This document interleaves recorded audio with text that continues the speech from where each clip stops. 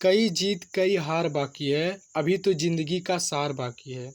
कई जीत कई हार बाकी है, अभी तो ज़िंदगी का सार बाकी है। ये तो बस एक पन्ना था, अभी तो पूरी किताब बाकी है।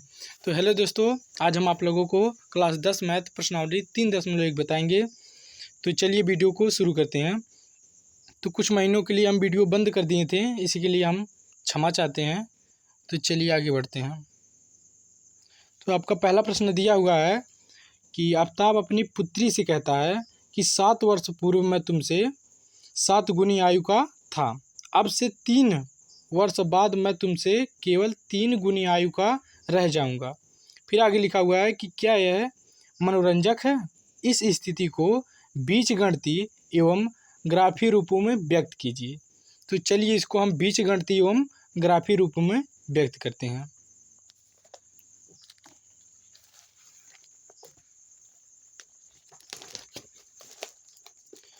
तो देखिए प्रश्न में पूछा गया है आफ्ताब और उसकी पुत्री है। तो हम मान लेते हैं कि आफ्ताब की जो वर्तमान आयु है वह क्या है, x वर्ष है। तो माना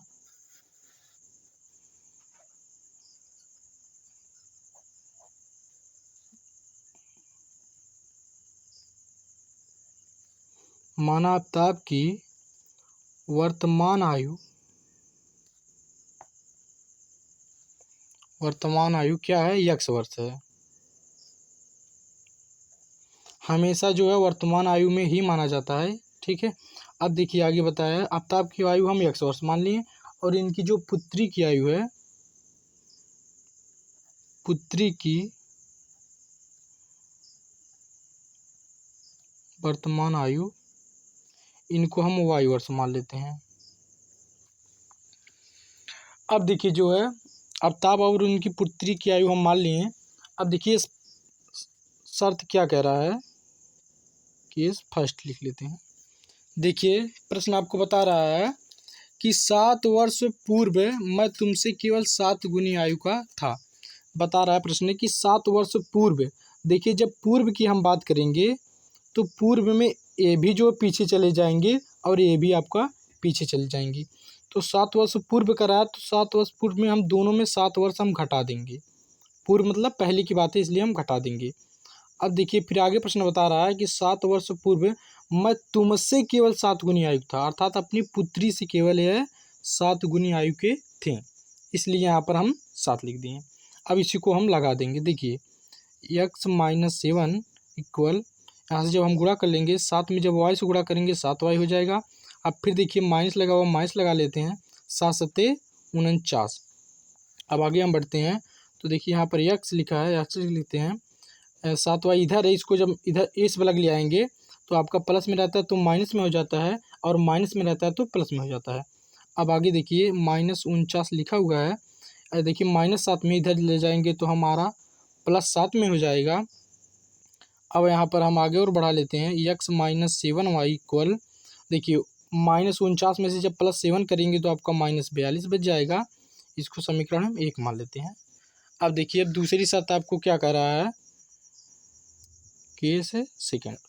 देखिए दूसरी शर्त आपको बता रहा है, आप लोगों को दिखा दें। फिर देखिए कह रहा है अब से 3 वर्ष बाद। अब देखिए बाद की बात है, 3 वर्ष बाद मैं तुमसे केवल 3 गुनी आयु का रह जाऊंगा। तो देखिए अब से 3 वर्ष बाद, तो पहली बात हम दोनों लोगों को बराबर में रख लेते हैं। अब देखिए 3 वर्ष बाद कर रहा है, बाद में देखिए हम जोड़ लेते हैं, तो बाद में हम दोनों को जोड़ लेंगे, क्योंकि 3 वर्ष बाद दोनों लोग ही बढ़ेंगे, ऐसा नहीं है कि एक ही लोग बढ़ेंगे। तो इसलिए हम दोनों में 3 वर्ष बाद प्लस कर लिए। अब देखिए फिर आप तब कर रहे हैं कि 3 वर्ष बाद मैं तुमसे केवल 3 गुनी आयु का रह जाऊंगा, तो अर्थात अपनी पुत्री से कह रहे हैं कि 3 वर्ष 3 गुना रह जाऊंगा, तो इसलिए हम यहाँ पर 3 कर दिए। अब देखिए इसको भी उसी प्रकार लगा लेते हैं, 3x इक्वल, यहाँ जब गुणा कर देंगे तो 3y + 3 3 का 9 हो जाएगा। फिर देखिए x + 3, अब हम क्या करते हैं, देखिए इनको जब हम इधर ले आते हैं तो प्लस में, देखिए बराबर किस बराबर, जब इस बराबर ले आएंगे तो माइनस में हो जाएगा, -9। अब एक लाइन और यहाँ पर हम बढ़ा लेते हैं कि -3y = 9। अब देखिए अब प्लस में इधर जाएगा तो आपको माइनस में हो जाएगा।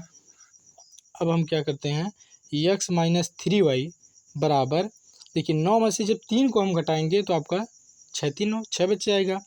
इसको हम समीकरण 2 मान लेते हैं। अब हम क्या करेंगे, देखिए अब समीकरण 1 से समीकरण 1 देखिए आपके यही है। तो समीकरण 1 से हम क्या करेंगे, चाहे x बराबर या फिर y बराबर हम निकाल लेते हैं। तो देखिए हम x बराबर निकालते हैं, x बराबर -42 लिखा हुआ है। अब देखिए ये जो -7y है, इसको जब इस वाला भेज देंगे तो आपका क्या हो जाएगा, प्लस में हो जाएगा, क्योंकि भाई बाएं से जब दाएं ले जाते हैं तो आपका प्लस हो जाता है, चिन्ह बदल जाता है। अब यहाँ पर देखिए हम यहाँ पर ही हम सवाल को अब रोक देते हैं। अब हम क्या करेंगे, यहाँ पर हम एक बॉक्स बना लिए हैं। अब देखिए इसको कह रहा है संख्या रेखा पर भी दिखाना है, तो इसलिए हम एक बॉक्स बना लिए। ऊपर की साइड x रख लिए, नीचे को y मान लिए। अब ध्यान दीजिए कि अगर हम y के जगह पर यदि हम 6 रख रहे हैं तो हमें क्या मिलेगा। देखिए यहाँ पर अगर हम 6 रखेंगे तो इसमें गुणा हो जाएगा। जैसे मान लीजिए कि हम यहाँ पर बता दें, देखिए 7 गुणे y हो जाएगा, 7 6 42 हो जाएगा। अब 42 में से देखिए ये प्लस का 42 हो जाएगा और ये आपका -42 है, तो प्लस माइनस क्या हो जाएगा, अर्थात 0 हो जाएगा। +42 में जब हम -42 करेंगे तो आपका 0 हो जाएगा। अब उसी प्रकार अगर यदि हम y के स्थान पर 7 रख दें तो हमें क्या मिलेगा। देखिए अब यहाँ पर अगर हम 7 लिख देंगे तो अब गुणा जब करेंगे 7 7 49 हो जाएगा। अब 49 में से जब 42 को हम घटाएंगे तो 42 7 49 होता है, इसलिए हमें यहाँ पर भी 7 मिल जाएगा। ठीक है, अब देखिए इसी प्रकार हम समीकरण 2 को भी लेंगे। अब देखिए समीकरण 2 से क्या, तो देखिए समीकरण 2 आपका यहाँ पर है, तो यहाँ पर देखिए x बराबर यहाँ पर भी हम निकाल लेते हैं। यदि आप पहले समीकरण में x बराबर निकालेंगे तो दूसरे में भी आपको x बराबर ही निकालना पड़ेगा। अब देखिए x बराबर 6 लिखा हुआ है। अब देखिए -3y को जब इस तरफ भेजेंगे तो आपका +3y हो जाएगा। तो अब हम इसको भी एक बॉक्स बना लेते हैं।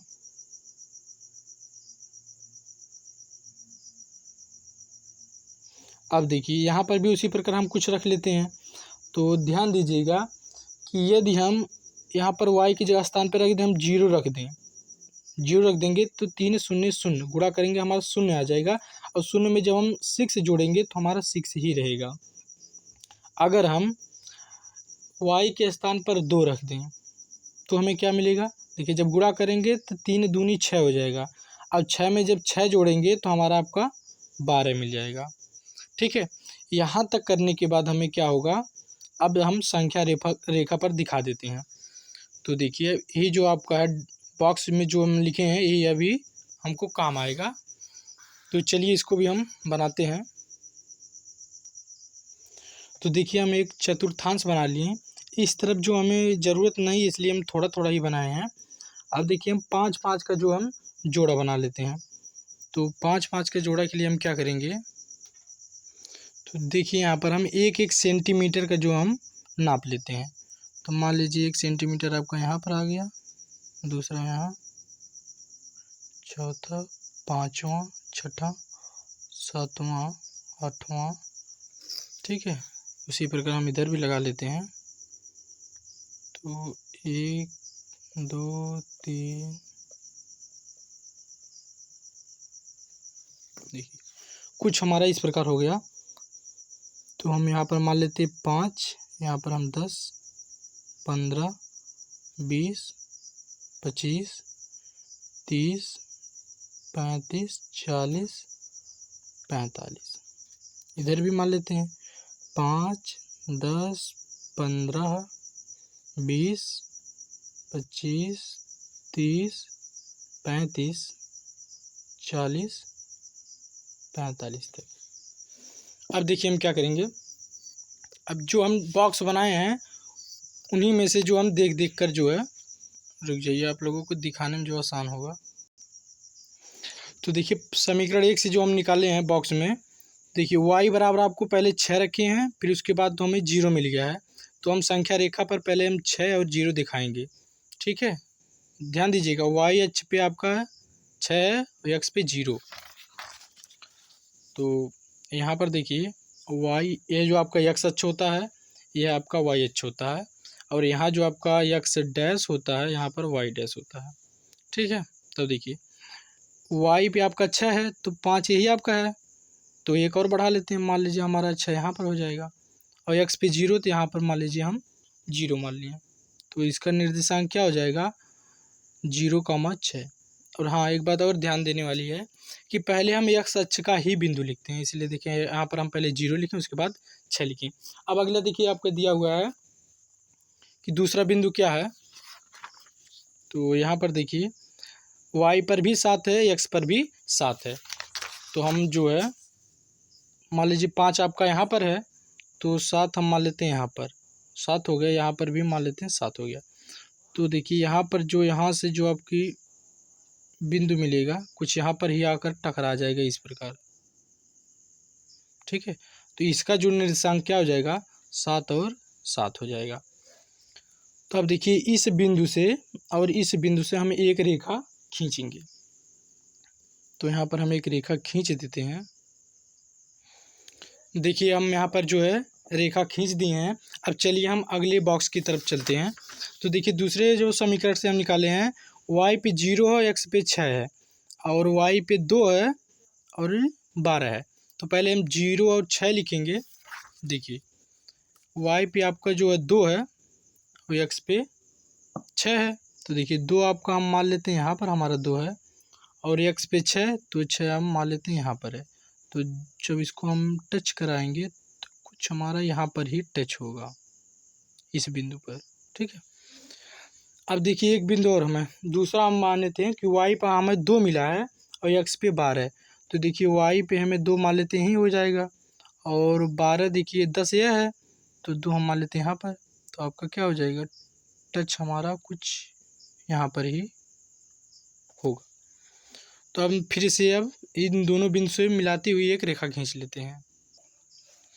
देखिए पहला जो आपका हमारा जो बिंदु मिला है y पे 0 और x पे हमें 6 मिला है, यहाँ पर मिला है, तो एक बिंदु यहाँ इसका भी निर्देशांक हम पहले लिख लेते हैं।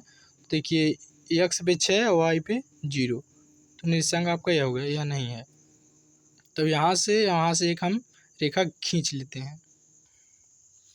यहाँ पर देखिए हमने जो है रेखा को खींच लिया, तो हमारी रेखा कुछ इस प्रकार जो है चली गई। तो यहाँ जो आपका जो कटान बिंदु होता है वहाँ पर एक हम डॉट डॉट करके इस प्रकार लगा लिए, तो ये जो हमारा संख्या रेखा पर हो गया। तो आशा करते हैं आपको वीडियो समझ में आई होगी। और हाँ, आप लोग निर्देशांक जो है लिखना ना भूलना। तो यहाँ पर देखिए एक निर्देशांक यहाँ पर छूट गया हमारा, तो ये y पे जो आपका x पे 12 है, y पे आपका 2 है। ठीक है, बस आपका सवाल हो गया।